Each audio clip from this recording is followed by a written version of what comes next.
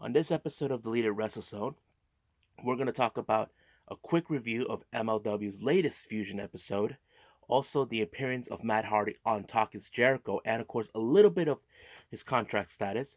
Also, I'm going to talk about the latest Vice episode of Dark Side of the Ring, featuring the story of Chris Benoit and a little throwback event by AAW, known as All American Wrestling.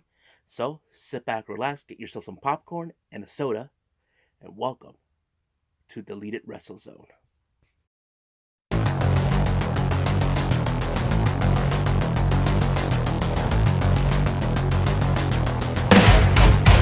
Are you ready?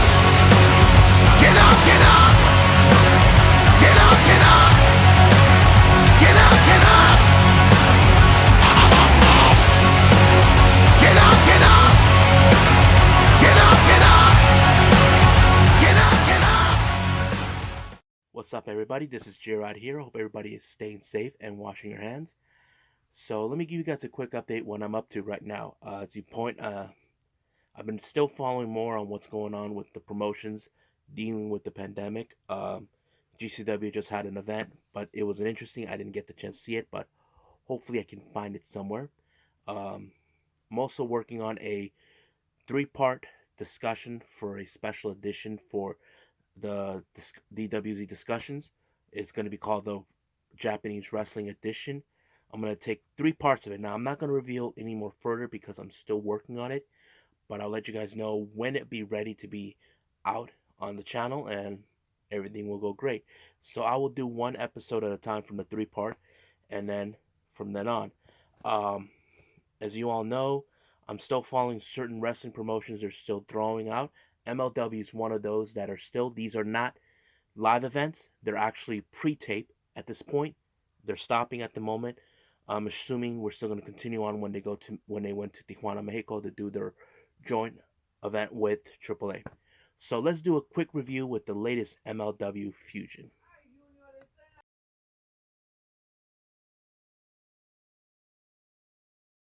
So let's start with MLW's Fusion episode.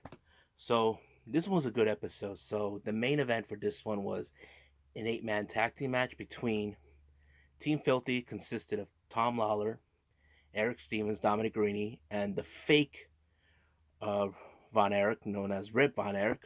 I think his name is Kip Osborne, I think, versus Ross and Marshall of the Von Erichs, Davey Boy Smith Jr., and Killer Cross. Now, let's start from the beginning of this episode.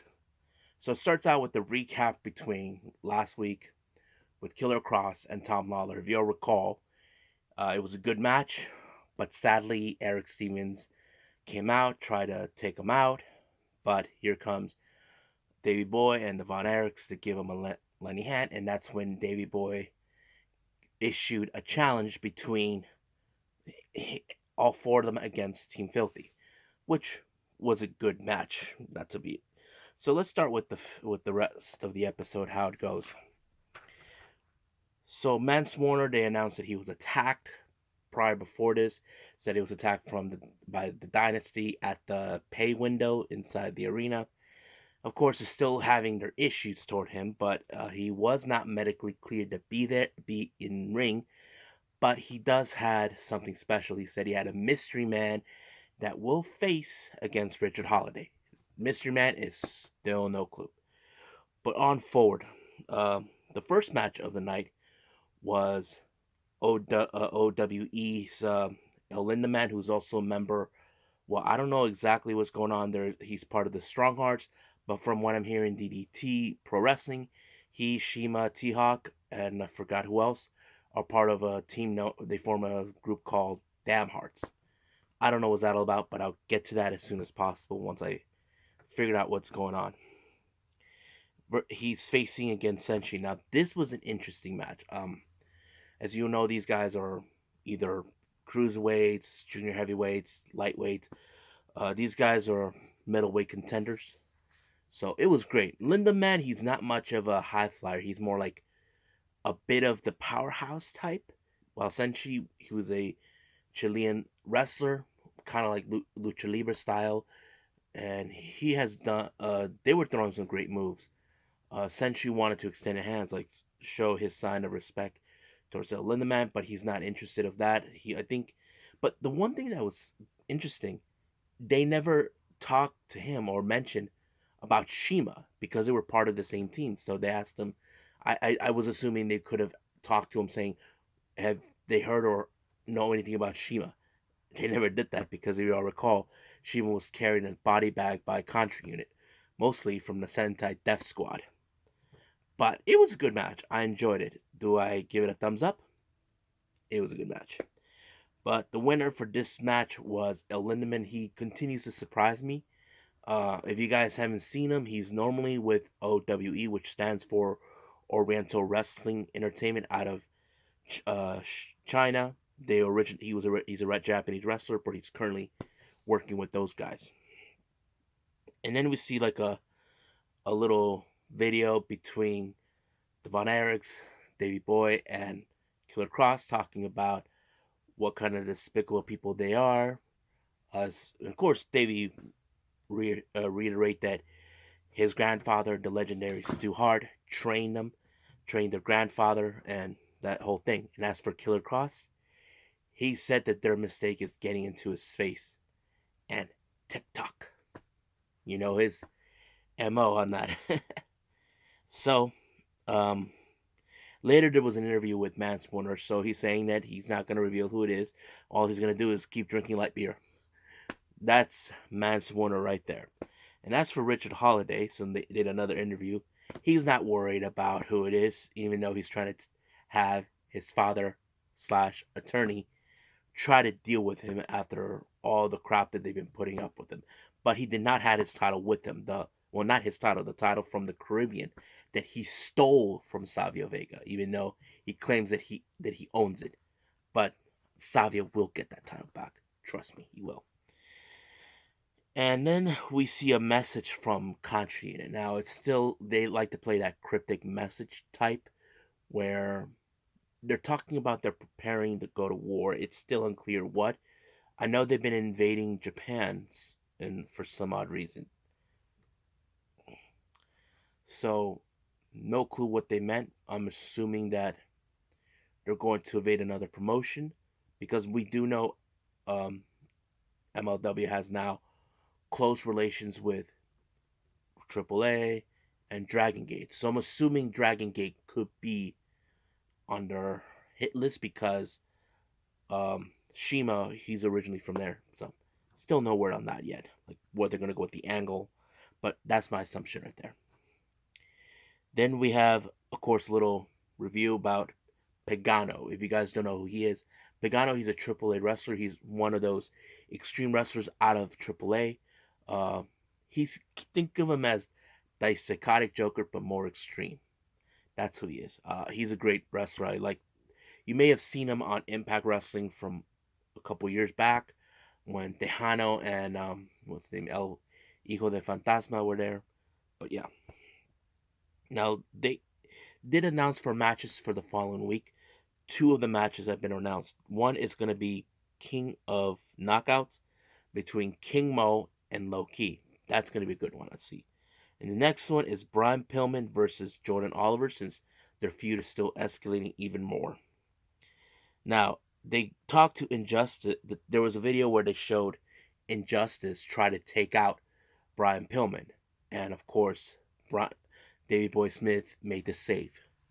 You know, their issues towards Brian Pillman is they did not like the fact that they were excluded out of the Opera Cup still. They're still angry with him, and they think that Brian Pillman will never beat Myron Reed for the middleweight title, that he thinks that he's going to run around in circles. Well, you'd be surprised, because Brian Pillman, he is now a two-time Rookie of the Year winner of the Pro Wrestling Illustrator. So that right there means a lot.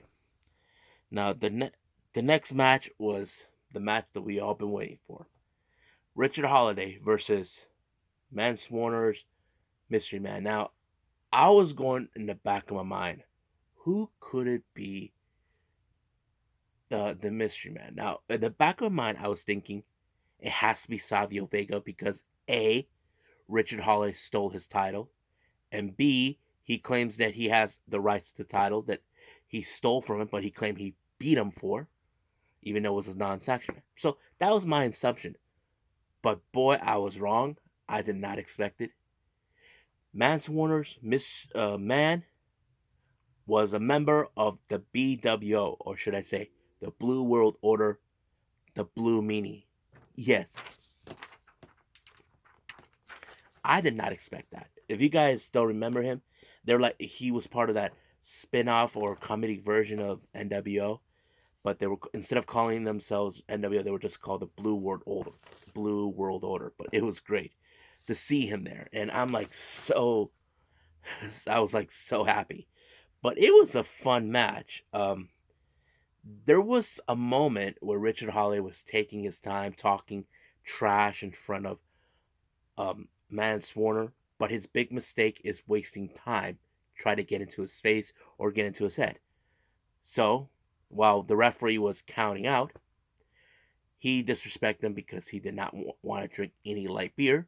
So Mance Warner just spit beer in his eyes, and the result, Blue Meanie won by count out. So basically, he got humiliated again, but this time by Mance Warner. This one is not going to go away easy. So I don't know what's going to happen the following week. I know that the war between Mance Warner and the Dynasty is far from over. Then they do another interview with Injustice. Now, Alicia Atout was saying what's their beef with AAA. They have no beef. They just want to prove that they are the best due to the fact that Myron Reed has the title. Well, that's not enough. So there's still no word. There is talk that they were planning to do a 6-man tag team match for the AAA Trios title. They're currently held by Octagon Jr., Mysticis Jr., and Hijo de Volcano. So no word on that yet, on when that's going to happen. Then there was another video that was shoot earlier by Low Key giving his thoughts about King Mo. Now, he saw King Mo as being disrespectful, knowing that you're an MMA star. But here, you're not acting a star. You're acting like a cocky SOB, that type of thing. So he told him he's going to do his homework and learn from him. And then we see an interview with King Mo saying that Loki calls himself the professional. He thinks that he hasn't knocked out anybody. And that's what the match is going to be for next week. King of Knockouts. So whoever's going to win between those two. And then they have this interesting segment. I did not think it. This one is from LA Park. And this one is called En la Cocina Pendejos. And translation means in the kitchen bitches. Or assholes or whatever. I don't know. Thought it was funny. He was like giving a cooking lessons on Mexican food or whatever they cooked. I thought it was so hilarious. I haven't seen this type of way since when LA Park was known as the original Park up back in WCW, where someone was trying to do that whole Skeletor translation thing. You know, I thought it was funny, you know. But yeah, now we get to the main event between Davey Boy Smith, Killer Cross, and the Von Erichs versus Team Filthy. So if you know that this match was great, do I think it was great? Hell yes, it was a great match. I loved it. So there were tons of back and forth. I know they've been trying to separate uh, the fake Von Erich, Kip Osborne, a lot, and all this and that. So they're trying to separate everybody, try to reassured they get the upper hand as always. But I'm gonna try to skip ahead a little bit. Um, Ross Von Erich got Kip and put him in the Iron Claw, and they won by that. But Killer Cross was not done by a long shot. He pulled out a table and he told Davey Boy Smith to put him through a table, which he did. But the fight continues on and became a brawl. So the fight went to the backstage. You see Killer Cross, I forgot who, but out of nowhere, here comes King Mo. But the real question was, is he in line with Team Filthy? I don't know. But if he is, then I do predict this. I do predict Loki may side with Davy Boy, Killer Cross, and the Von Erichs because Loki, he's known as the professional. So that's one of my predictions that's gonna happen in the upcoming weeks for they're already what taped up or already videotaped and all that. But we'll get to that when that comes true. But like I said, their operations are currently suspended for the time being due to the pandemic. So that is it for now. Up next, we got the Talk of Jericho with Matt Hardy.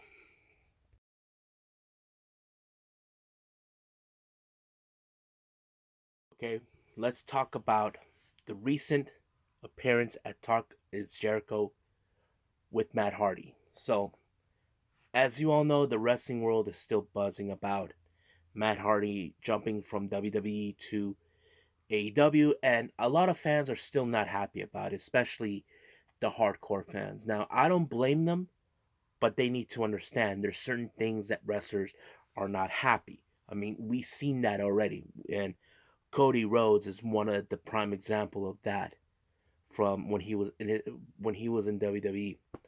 But man, this episode with him on Talk is Jericho was good.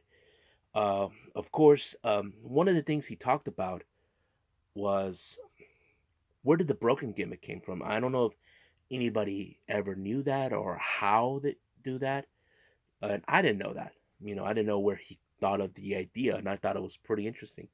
And according to him, he was watching like TV shows like True Bloods, Dexter, and a few others. You can see that on the hear that from Talk is Jericho, and I thought it was really great. And he explains the whole Broken Matt Hardy gimmick about each character of the Broken gimmick had like a different vessel. If you guys recall the Deletion where he had both Matt and Nick Jackson there, he was trying to get rid of Zenith, and now you see Damocles. So basically, there's different levels of layers of entities that Broken Matt Hardy has, and that's always been like that. Now, the reason he started the whole thing was back in 2010, and I didn't know this. He said that his body was starting to weaken on him, like he was trying to take it, tone it down a little bit. It would make sense because if you guys have been fans of Matt and Jeff, the Hardys, that long, you can tell like much of their bodies have been broken. Now, what did Jeff thought about it? Well, he said that he just followed him whatever they want to go with it, and that's pretty cool. And basically, Matt has always been like the leader between the two, like the brains between, and that is similarities between both Matt and Nick Jackson of the Young Bucks. And of course, Jericho asked Matt, "Did you guys ever consider you guys are similar? You guys are another are brother teams, um, and all this and that." And there were similarities between the two. And but he did state it something else that I didn't realize. He did say, well, um, when the Bucks were still with Ring of Honor and they were with TNA or Impact, that they were planning to do a crossover thing due to the broken gimmick, and they never got the chance. This was around the time when they returned back to WWE, and that's when that whole surprise at WrestleMania that they were involved in 3 years ago. But he always wanted to continue working with them, and that's when the whole thing happened. And of course, who could forget about the Ultimate Deletion? When that came around, I think they were really interested to happen. So the idea was that many fans were interested. Many of the people in WWE are interested. Now, this is what he explained. Once they done filming, they actually reviewed it. Like many of the top staff or any producers or whoever was involved in the whole thing, but they never got that chance to see it. Like just play back, see what they thought, and that's how they just went ahead and showed it.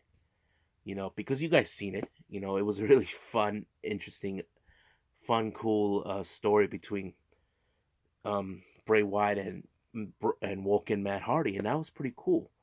And he said that once everybody were plotting and standing up, Vince was the only one who was not standing up. It's like he was. I still don't get it. So he was basically. We can say about Vince that he's lost touch with what's going on and all that. So he basically noticed that. Even Vince admitted himself recently that, yeah, he admit that he never understood the whole ultimate deletion, that kind of stopped it a bit. I think that's what was going on. But here's the interesting fact about the whole story. He did state it to Jericho. He was using this to make Bray Wyatt be over him, like having a guy be over him, like jump ahead, like take his spot or something. I don't know, but it was interesting. Even my friend Mike Cannon has always talked about that. I mean, he always wins his matches, but he always makes sure that his opponent will look good and to be over him, and that's always been the case like that. So that's the reason.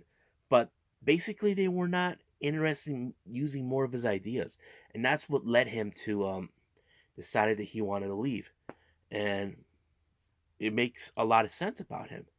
And he did state it about something that happened when they were filming that whole thing with the Bucks, where his son, he is a big fan of Orange Cassidy, and there's this outtake. You may not see it on the YouTube channel that Matt Hardy has, but you can see it on his wife's Rebby uh, Twitter page, where this is what his son King Maxwell said. They did this over and over. He said, "Hey guys, it's Orange Cassidy with you." So that was what he was supposed to say. Now there was an outtake that I thought was so cute, so adorable, where King Maxwell actually saw this, that he got whacked by Randy Orton, by his dad, and then he tells the Bucks, "Hey guys, is Randy Orton with you?" But Maxwell knew he messed up his line. I thought that was so adorable, and everybody laughed so hard. And the person who was filming this was Rebby, of course, and that's the whole story, and that's how the whole thing with him leaving WWE, changing entities to Damascus, and that makes perfect sense. So that's the whole story about the Woken and why did he decided to make a ship to AEW, because none of his ideas were being utilized, and I think WWE might have realized they made a mistake. They should have utilized his ideas more, but no, it didn't happen. And I mean, I understand what fans are saying, but if you have a problem with that, take it up with Vince. He's the one who started it in the first place.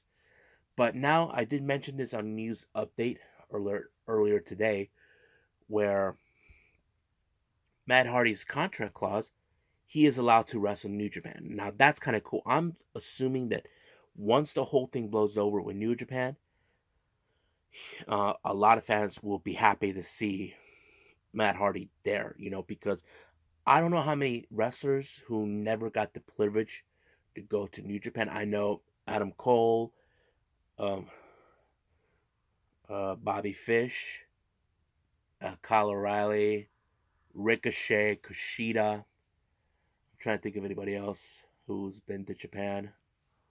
Um, oh yeah, there's Gallows, Anderson, Finn Balor. Several wrestlers been to New Japan, but that is one of the coolest thing ever is to see Matt Hardy going to New Japan. I can't wait to join him. He probably would see him, but he will be joining. He'll be one of the three wrestlers that are going to be appearing. That one is Jericho, one is Mox, and himself. But you guys are asking, what about Lance Archer? Well, Lance Archer is no longer with New Japan, so basically he does not have that kind of clause. So I think he's done with New. I believe he's done with New Japan. I heard that his name is no longer on the profile. So that is what it is. But he is now going to AEW. So I think that's it. Hope you guys learned something about this. You can still hear. I'm gonna try to link it up on the description down below of the Talk is Jericho thing, and hopefully you guys get to hear it. So let's move on with the episode.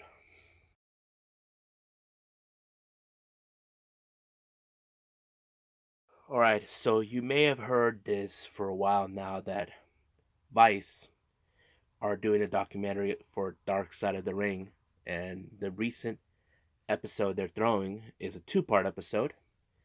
It's about Chris Benoit. Now, some of you talk about him a lot. There's wrestlers that still remembered him, but WWE is the one company that will not talk about him because they don't want to have a bad rep. And there were many people that talked that were there. There was David Benoit, his oldest son, Vicky Guerrero, Chavo Guerrero Jr., uh, Dean Malenko, Chris Jericho.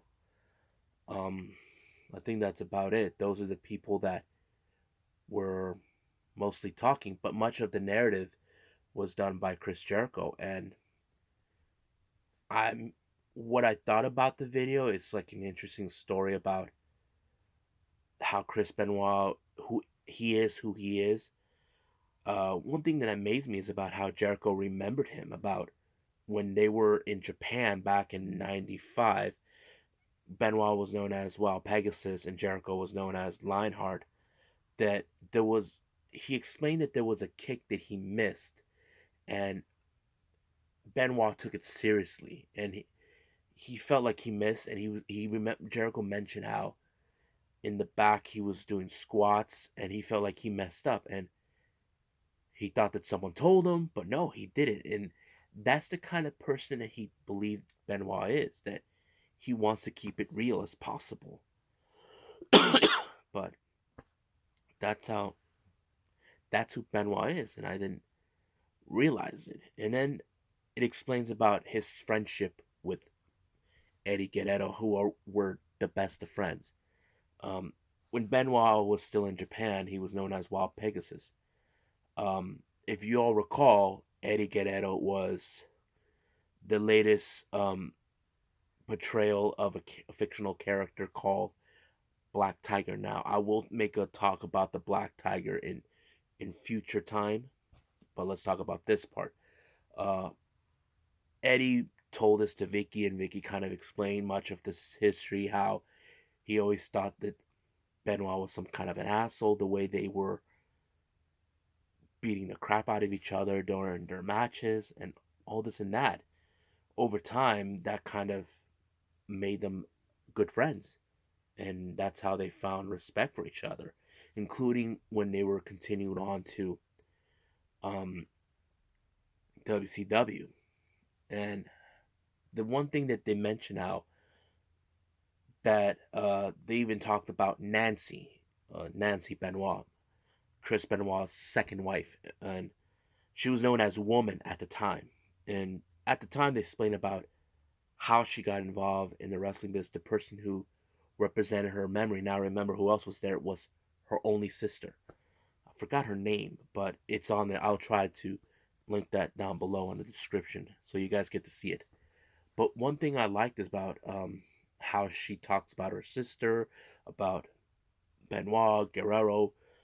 She explained a lot of things that happened. Now, you know the whole story, he said, she said. Now, Nancy was in a relationship with Kevin Sullivan. If you guys remember him, he had that satanic look, and people thought that Nancy was satanic, because the way Kevin Sullivan portrays his character. And that's one of the things that kind of, but there were talk about the relationship between both Nancy and Kevin Sullivan, about when he booked the idea of having Woman side with Benoit. Some people thought, did he intentionally did that on purpose? The reason that their relationship ended and she ended up with Benoit? That was like a good question. And there was a time he did that uh, Nancy's sister mentioned that Kevin was being aggressive towards her. Like, he punched her in the eye, and Dean Malenko's wife, I forgot she was in there too, talked about, who's a psychiatrist, documented a bruise that came out of her face, like an eye and all this other stuff. And Benoit was trying to help her, and I didn't know about that. It was like, wow. So it explains how those two end up together. And once the whole thing was taken care of. Now, Kevin Sullivan uh, was commented about these allegations. They're saying that Nancy punched him or being abusive. but he declined the whole thing, saying that those allegations were false. Like I said, that kind of thing kind of is a he said and she said type of scenario. And I don't get into much of that much, but I don't know what's it's all about. But only if Nancy was here, she would explain that. But sadly, she's not. So it did explain more about Vicky, how she showed photos when Nancy and Benoit were married. They had their son Daniel. Even David talked about how he never called Nancy his stepmom. He just called her mom. And he was very tight with his younger brother Daniel, and that's something that showed. Even Nancy's sister mentioned how close they were, and David kind of envisioned himself with Daniel being attacked him. It's kind of like the Hardys and Young Bucks type. That could have happened, but sadly it never did. He was very close to Daniel. And then we all can talk. And then Vicky talks about how she met um, Eddie, how they got married, that he was the sweetest guy. But over time, he was involved. Like, they even talked about the time when both Benoit and Guerrero won their championships. I mean, who could forget that? But Vicky did state how good of friends they were. They were very close. Vicky did talk about how over time Eddie started getting involved with substance abuse and alcohol, and then he turned his life around over that. And it was like, okay, it makes perfect sense. I remember Vicky talked about that in some small interview about Eddie, and not a lot hope. They even talked about the day he died, and I know this is one of those moments that Chavo. It's hard for him to talk about the day he died because he was the one who found his body, and it was hard.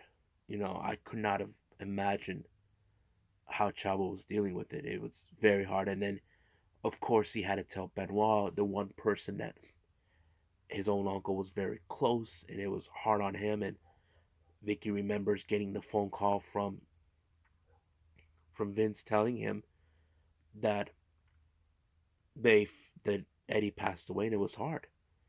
But the one thing that was interesting, I don't think that it was kind of like becoming more and more. How do I say this?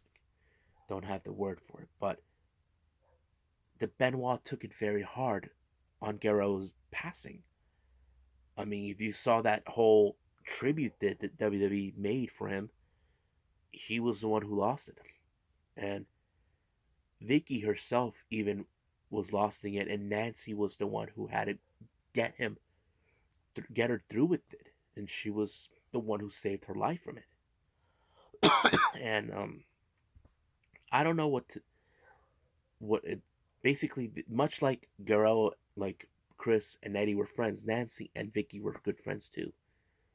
And Vicky talked about how Chris was so lost without Eddie. Like, he was the one guy who made him sane. And many people can say it's hard. Even Jericho mentioned it, even during the funeral, how he was crying and his suit and his shirt were soaked in his tears. And it was, no one's ever seen Benoit like that before. I mean, I know it's hard, but they did stated that he was distancing himself from everyone, including his own family. But they were thinking that maybe this whole thing with Eddie's passing was taking a toll. People can say about what would have caused Benoit what he did, but we'll get to that some other time. But let's continue on with what I did learn about this. I remember the last thing before the whole episode ended is when Chavo called Chris and asked him where is he, and he tells him that he was home, that both Daniel and Nancy were had food poisoning, and he said okay, that he'll meet up with them later because they were scheduled to be in an event on Saturday or Sunday. I don't remember. And then he sent some sort of cryptic text message to Chavo Jr. and Armstrong. I don't know if it's Scott Armstrong or whoever it was that he mentioned. And then he showed Johnny Ace, one of their guys, the text that Benoit sent to him, and they were able to call for a wellness check to see how things doing, and that's when it ended where they gave the word about everybody in WWE telling them Benoit passed away along with Nancy, and Vicky took it personal, like very emotional, hard, and Dean Malenko had to take her to the back because she knows how close she was with Nancy. Chavo was still being in denial of what's going on, like he doesn't understand. Like at the time, no one knew what was going on. Like they were still trying to get answers about why did Benoit did what he did. So that is maybe more of the answers we'll reveal in part two. Now, what did I thought about this episode?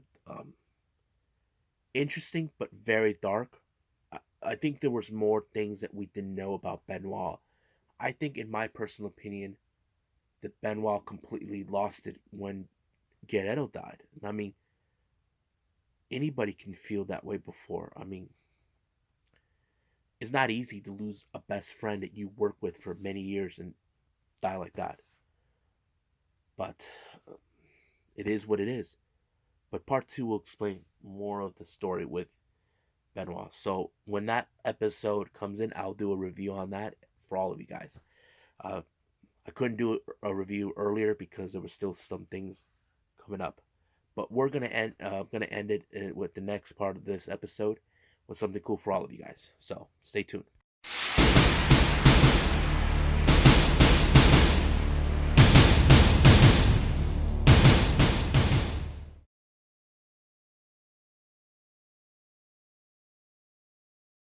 All right. So as you all know, that not a lot of wrestling promotions are currently the independents are shut down. But one independence showed a video that I did not know. It was showed on Twitter, but they put the link on it. And this promotion is AAW, which stands for All American Wrestling. Now, you ask yourself, where is this promotion? Well, this promotion is based out of Chicago. That's right, Chicago has one of the hottest independent promotions down there. This match, this particular event was called Defining Moment, and there were some great matches on this one. So I'm gonna go top to bottom which one is what they had. They had this. I never heard of these guys before, but they had this guy Paco and Connor Braxton. I don't know who they were. There was Paco was the small guy, and Connor Braxton was right on the top, tall guy. I never heard of them, but it was an interesting match, kind of like David and Goliath. But I'll tell you who won anyway. It was Paco. But post match, from what I understand, Jeff Cobb attacked Paco, and then we jump into his match against the bad boy Joey Janela. It was a good match, but like I did not expect that because we all know the kind of person Joey Janela is. He takes it over the top, but Jeff Cobb, we all know his reputation. We all know that that's the type of person he is. So there was some great moments with Joey Janela trying to do high flying, some kicks, but it was still not enough. Jeff Cobb took the victory, but at the same time, R.A. Fox, another independent wrestler, wanted a piece of Cobb. From what I understand, Cobb cost Fox the tag team titles he obtained before. So basically, there was a grudge match. And then they had this interview with this guy named Tyler Falls with guys I never heard of. Like there's Matt Fitchin and Davey Vega. I never heard of them, but they were interrupted by someone else, someone you may have heard of, ACH. So basically, all three of them they call themselves the A Team. Yeah, kind of like the TV show, but they were all three of them were scheduled to face against Team Tremendous and Colt Cabana. This is one of the funniest but best six-man tag team matches, and there were some great moments that they put in spots with comedy. Now, the one person everybody did not like in this match is Davey Vega. Like they were telling him "f you" and all this other stuff, and it was like, wow, I never knew that that's what was going on. But sadly, the match ended with the A team, Fetcher, Vega, and ACH taking the victory. It was wow, one of the best match, a 6-man tag team match. But I don't know if there was a match like that with Cole Cabana and ACH together, but I'll I'll let you know when about it if I find one. Then we have another match with Matt Riddle versus Shane Strickland. Now this one was a really good match. I enjoyed every. You all know Shane Strickland, known as the King of Swerve, and then there's the original Bro, Matt Riddle. You know what they're capable of, but I'll tell you anyway who won. Matt Riddle. It was a good match. I liked it. Then we had DJZ, who known as now in the WWE as Joaquin Wild, talking about Cody, about him leaving WWE, making a bet on himself. This was around the time when he already left and joined the Bullet Club and all this and that. Then we had a six-man, no, three-way match between Keith Lee, um, Trevor Lee, who we now know as Cameron Grimes, versus R.A. Fox.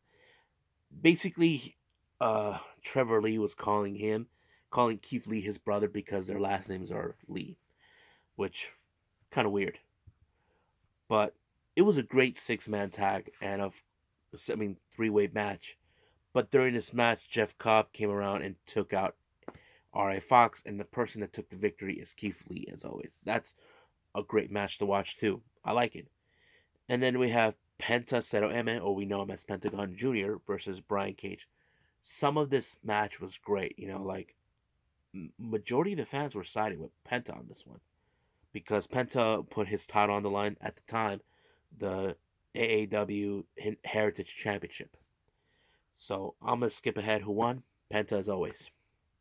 Then we had the AAW Tag Team Championship between Desmond Xavier and Zach Wentz, who we now know in Impact as members of the Rascals, versus um, OVE Jake, um, OVE Jake and Dave Chris. At the time, they're known as the Killer Cult, leading by Sami Callihan. But I'll tell you who won anyway. Xavier and Wentz. It was a good tag team match. I enjoyed it. And then we have Cody versus DJZ. Much of the match, Cody was trying to avoid him. It was really interesting. But DJ looked more like he was getting the upper hand, and all of a sudden, there was a moment where DJZ was about to do that move that we normally see with his brother, Goldust. The Shattered Dreams. And of course, the ref stopped him, but Cody removed the middle turnbuckle and got DJZ right there and picked up the win. Then we had the final match between. This one was for the AAW Heavyweight Championship between Ray Phoenix and Sami Callihan. Now, this match in particular was good. The story, what I liked is that Callihan removed Phoenix's mask not once, but twice. And he is eager to remove Phoenix's mask for a third time. So Phoenix upped the plate, saying his mask versus for his title. So basically, if Callihan wins, he takes off the mask. But if Callihan loses, he wins the title. But it was a great match to see. It was high flying, but he did take off the mask. But this time, he actually got a mask from a fan that Sammy actually took off, like disrespecting him, and he puts it on, and basically he outsmarted him. Some great moves that they were conducting, including there was a moment where the table that they had, a chair. If you remember, like the chair's like this, like flattened, but there's like the spikes out there. He was about to do a dangerous move, but luckily it didn't happen. Do I consider this match good? I give it a double thumbs up. I liked it. Now, this event was known as Defining Moments from AAW. You can find it. This one took place on what was it? August 31st of 2017. So this was about 3 years ago. So you can still see it on their YouTube channel. All you got to do is scroll and find it. But there are other matches I may find that I might throw this as a throwback for all of you guys, if you guys haven't seen it. So I'll call this throwback event that you may or may not have heard of. So I think that's about it for this particular segment. So hope you guys enjoyed this episode. So I must bid all of you adieu. So stay safe, wash your hands, goodbye, and have a nice day. Bang!